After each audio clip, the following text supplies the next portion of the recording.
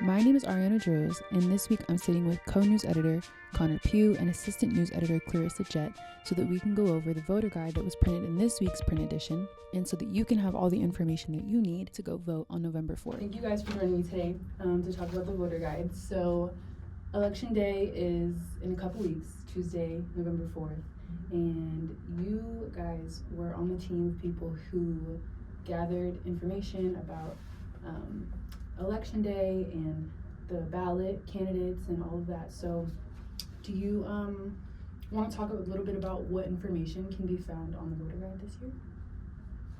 Yeah, okay. Well, we compiled a lot of different information about, the election for municipal, so that's Philadelphia County. We have an article on how to vote in person and by mail. Fortunately, I think the deadline to register was yesterday, Monday, November. What day is it? The 21st. 20th. Yesterday was the 20th. Yeah, the 20th. Okay. But deadline for mail-in ballots, I believe, is the 28th. Is that correct? Mm-hmm. So there's still time for mail-in ballot. For that. And then we have basically a comprehensive list of all the candidates available. There was a bunch of judicial candidates in the local Philadelphia County, so that's the Court of Common Pleas, the Municipal Court. Also candidates for the Pennsylvania Supreme Court and Commonwealth Court, which are the main appellate courts for the state of Pennsylvania. And then there were multiple retention votes where you get to basically choose yes or no if a judge who's currently sitting on a seat at a court is allowed to serve for another term. So that there were 3 for the Supreme Court of Pennsylvania, and then 1 for the Superior Court, Commonwealth Court again, and multiple for the Municipal Court and Court of Common Pleas. And then there was also for the city, there was the District Attorney and City Controller also up for election. I guess like the main thing, like he said, like the list of everyone who's on the ballot, and specifically it's just more so for like students who don't know anything about the election, because just writing this and like researching, I learned a lot about this election, so just the overview kind of helps students just get like a general sense of like who's on the ballot. Yeah. And to add on to that, because Temple is a campus where people from all over the world, even sometimes, come from all over the country, out of state. I'm out of state. We wanted to kind of make a voter guide that would be useful for everyone at Temple. Yeah. So, like, no understanding. Hopefully, if you read the guide, you can get a good, up-to-date understanding of the status of the election. Stuff like that. There's the city controller, which it's an independently run office in the city of Philadelphia from the mayoral office that they audit city of Philadelphia organizations as well as the public education system in the city of Philadelphia. They basically perform investigations of different agencies and stuff like that, and give recommendations for fixing issues and policy stuff like that. They don't have any enforcement power, but it's a very vital kind of check on the operations of the city of Philadelphia. They also serve on multiple different policy recommendation boards, like pensions and retirement, stuff like that. And then district attorney. The district attorney, and it's in the name, they're the attorney for the city of Philadelphia. Right. They do a lot of defense and prosecutions for the city of Philadelphia in terms of that. And then, as I said, there's the appellate courts, which are candidates up for elections. There's 2 main appellate courts for the state of Pennsylvania before you get to the Supreme Court, and after higher than the lower courts, which are the municipal and Court of Common Pleas courts. For the Commonwealth Court, that is basically appeals to and by state agency decisions and suits brought to the Commonwealth of Pennsylvania itself. And then there's also the Superior Court, which is the next level appellate from Court of Common Pleas and Municipal Court. decisions, like if they appeal, it goes to the Superior Court, and then that can go to the Supreme Court depending on the situation. Yeah, and then Court of Common Pleas and Municipal Court are the low-level courts where cases are initially brought to the city of Philadelphia specifically for our election. So, based on the candidates, what political issues can voters expect to see on the ballot? Yeah, well, since it's like more of a municipal election as compared to last year, which was there was a president, there was a treasurer, stuff like that. It's a lot less of like general broader topics like you would see in those sort of elections, but it's still very important in terms of local matters. Like city controller specifically has a lot of local issues like I know the incumbent, Christy Brady, she's doing audits on licenses and inspections, especially for like construction work in the city of Philadelphia, where there were cases of improper licenses granted to construction projects that led to, tax evasion and stuff like that. So for important keeping up to date on important bureaucratic, which sounds boring, but important bureaucratic and administrative issues within the city of Philadelphia was key for this election. So stuff like that through the city controller, and then also prosecution stuff for who's getting prosecuted, who the district attorney is focusing on in terms of that stuff. And then also, the judicial system, it's not typically thought of as a big deal, I would say, but it's still really important for getting proper justice of people. So a lot of the candidates I talked to for the judicial system, they focused on what they would bring to the court in terms of their own interpretations of the law and what they want to make sure is faster for people, that justice is better served. Yeah, I guess just with researching with, especially for the judges, on this ballot, yeah, I think oftentimes voters don't really see the importance of, the judges, but, Connor, you said you were out of state. I'm also out of state, so sometimes, and so like I've met so many people who are out of state and out of even from different countries and stuff, and I think just this election, I think it's important for students to just realize that even though it's not a presidential election, that it still affects like the local, like a local level. I think it's important for students to also like understand like why it's important and understand like the different levels of government. Like for instance, I remember learning like the just branches of government at a young age, and I was still like confused about that, and like I feel like I didn't have like a grasp of like what the how the government works and everything until like college, honestly. And I think just staying informed and just grasping that there's different factors of levels of government that do like impact our day-to-day lives, like even as students. So yeah. Do you want to lean into that idea a little bit more and talk about like how do Philadelphia's local courts work?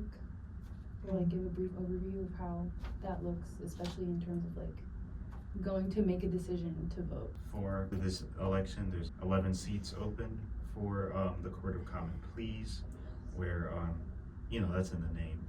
People take common suits, common litigation too, and then the municipal court, which again deals with municipal, local Philadelphia matters. Those are the two main courts that were up for position. I believe there were 4 positions open for the municipal court, and that's 11 for the Court of Common Pleas, and that's not including the multiple positions that of sitting judges that had retention votes up for that. But I believe this election is important to making sure voters get to elect who they want for these very low-level courts, which would be the faces you see in any sort of open litigation. Like, not every case, of course, obviously makes it to even the Superior or Commonwealth courts, or the PA Supreme Court or Federal Supreme Court. It's these low-level courts from the city of Philadelphia or any respective county that you'd be voting in, that any most normal people would be interacting with. So I believe it's fundamental to our judicial system to have these elections in place. And then on top of that, the Commonwealth of Pennsylvania is unique for having judges run on party positions. In this election, all of the common pleas and municipal court judges ran on a Democratic platform. But for the Superior Court, there was even a third party judge. There was a Liberal Party, which formerly Keystone Party, Democrat and a Republican. And then Commonwealth Court, there was a Democrat and a Republican. So I think that's also important to keep in mind for voters when dealing with that, both statewide and locally. So do you guys want to talk about what your process was in gathering this information and assembling it in a way that is accessible for community readers? Yeah, so there was a lot of list making. Like we had a whole list of people. There's multiple sample ballots you can find online that we took a lot of information from, like Ballotpedia. And then City of Philadelphia also had sample ballots ahead of the municipal election that you could type your address in and get a sort of list of the candidates that were confirmed at that time. But yeah, you have that.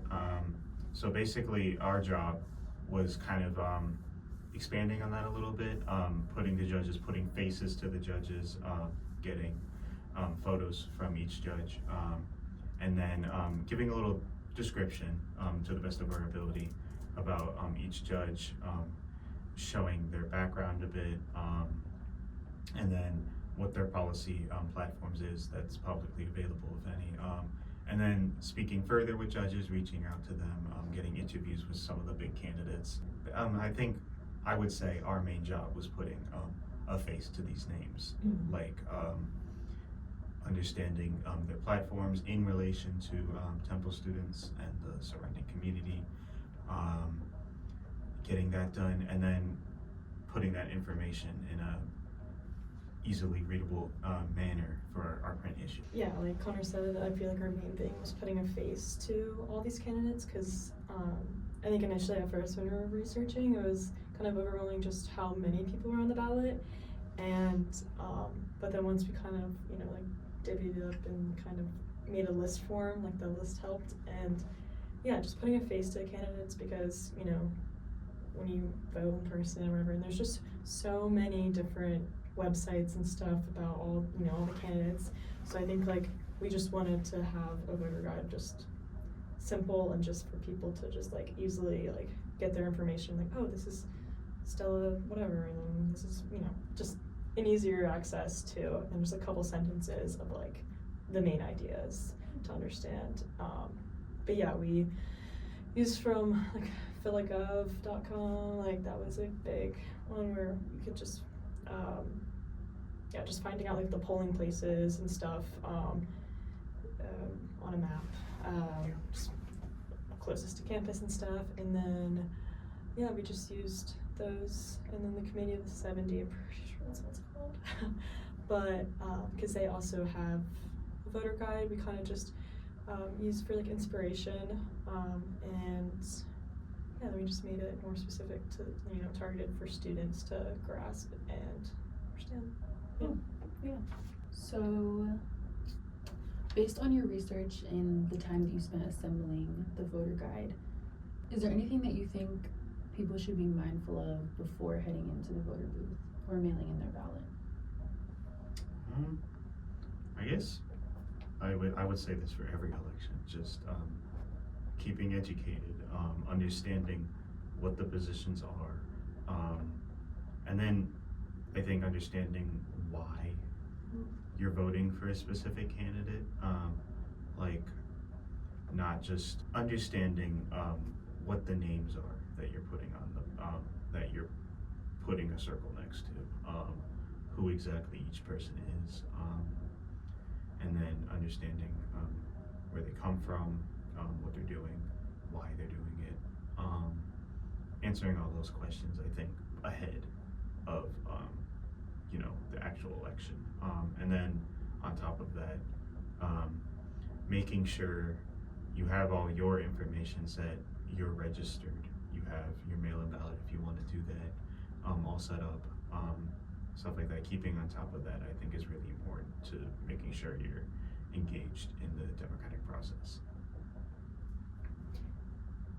I think it's also important not to feel like, I feel like it's easy to feel pressure to vote for a certain candidate, or just what, like, oh, just pick, whatever you affiliate with, and not doing research. I think it's really important, and if you have the time, and we all have the time, just to look and like research, these candidates and just their qualifications and like what they stand for, and like what kind of represents like what you want in like this government, and yeah, I think just the biggest takeaway is definitely knowing who you're checking on, and not just checking whatever, but definitely just doing the research is important. That's what our voter guide is for, so definitely check out the voter guide, please. One last question. Where can Temple students vote, in state or out of state? What are their options, and do you have any tips? Yeah, so Temple students, first thing is to check online where you're registered, and I think you can do that literally just by typing in like, check my voter registration, Philadelphia, and like the first link should be that. And yeah, so first like checking your status, and if you are registered to vote in Philadelphia and you're registered to vote, because you can register to vote, like I'm from Richmond, Virginia, and I changed my address, my voter registration, to my address here, and it was really easy. So just if you want, you don't even have to vote in Philadelphia if you don't want to, but if you do, yeah, it's really easy to switch. And then once you do that, you have like a little profile that shows exactly like where to vote in person. Like for instance, I live off campus, and it puts me like my polling place is like at the middle school close by. So you just go go there on election day, and yeah, so like I think it's philagov.org or whatever.com, where you can find out all that information. It's really easy to like look and check your status and your polling place. And then mail-in ballot, which means you don't even have to be away for a mail-in ballot. Like you can do one here if you just don't even want to like go in and vote. You don't have to vote in person if you're voting in this election. So you can request up until the 28th, I believe. And yeah, so it just comes in the mail. It's pretty easy. You just follow the steps on, and you just make your marks and stuff, and then mail it. And then there's a drop-off mailbox, there's drop-off mail-in ballots around Philly, and we put that in the voter guide where the closest ones are. And yeah, you just go and drop it off, and you're done. Yeah, I guess to add on to what Clarissa was saying, based on your address, there's different polling locations on election day that you'll be going to, and you can check that all on the voter guide and on the Philadelphia government website. Is there anything else that you guys want to add? Go vote. Go vote! Go vote! And check out the voter guide before you go. Yes. Thank you guys both for joining me here today. It's great.